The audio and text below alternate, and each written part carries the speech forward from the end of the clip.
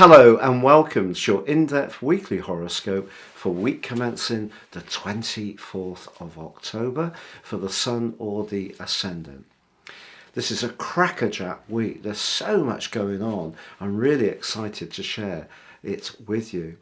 What I'm going to do is give you the overall strands which influence us all collectively, but please stay with me. I will then dive deep to give you each of the 12 zodiac signs in much greater detail, from Aries through to Pisces. So as we start this week, Saturn has ended its retrograde, but it remains in a very attritional right angle with Uranus. So I need to explore that for each of the signs. We also have the Sun and Venus have moved together into the sign of Scorpio. Now, the Sun in Scorpio is very much about transformations. It's where we're most invested or devoted. But Venus technically is not at its best in the sign of Scorpio. But of course, it did have that magical connection with the Sun last Saturday, where they were exactly side by side. So the potential to continue a dialogue around a relationship matter is there, but I think what we get now is much more into the deeper analysis, the real politic of what some relationships are about, and perhaps the real politic about our longer term financial situation too. Now, of course, we have the partial solar eclipse on Tuesday, which on the face of it does give us some opportunities. But it works in tandem with the total lunar eclipse of the 8th of November, which is truly astonishingly tough. So I think we are about to see a massive reset globally. When it comes to energy consumption, the price of things, the cost of fuel and foodstuffs have all been going up, but I don't think we've seen the end of how this restructuring is going to play out. However, on Friday, Jupiter, the planet of growth, retreats in its retrograde back into one of the two signs that it governs, the sign of Pisces, where its rulership is a much more spiritual dimension. It's going to continue the retrograde until November the 23rd, but it will stay in Pisces through to the 20th of December and return to Aries. So there may be something of a deep and contemplative strand that we really need to consider quite carefully through this change.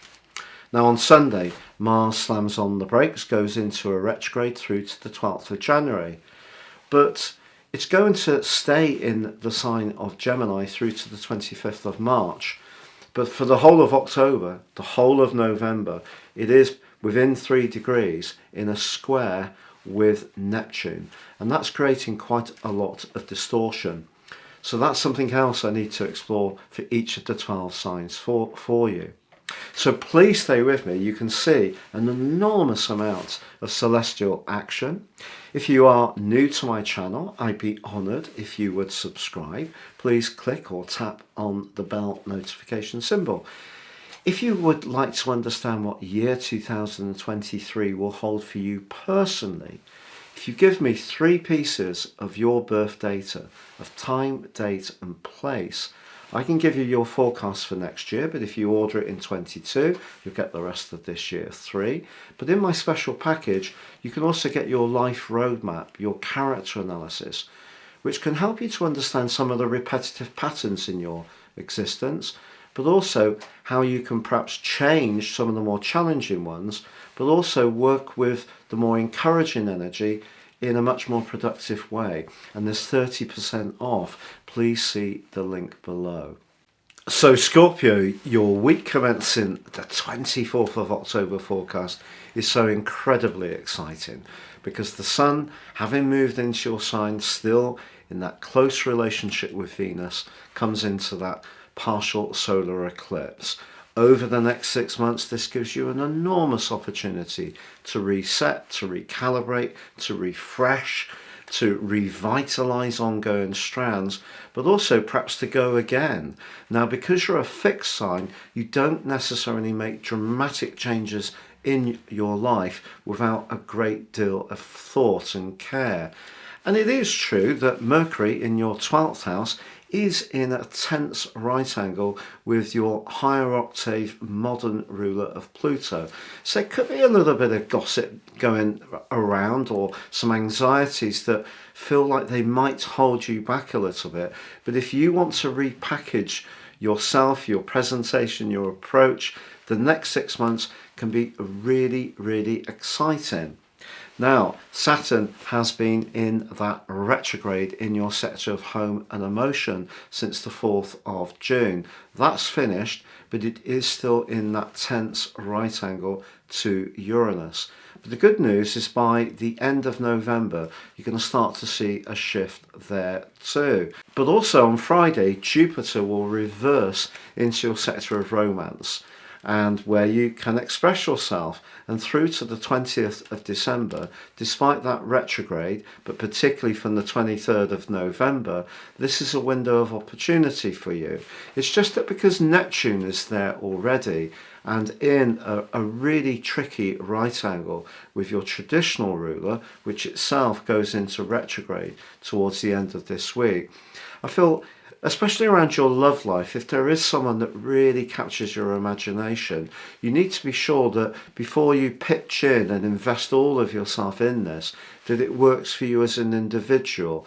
This is a time in your life when you're being asked to embrace the things that make you unique. And whilst someone could be incredibly attracted to you, and it wouldn't be a surprise if more than one person showed a deep interest in you over this next half year, Mars in your 8th house is kind of making you feel very passionate too. But Neptune in your sector of romance can distort some of your motivations, or perhaps the motivations of someone who may show up in your situation. So you need to keep things clean and stay single-minded about what this time represents for you. A time to really assert your individuality. And if you can do that with a degree of charm and diplomacy, Venus, then it's a really lovely combination for you to make progress with.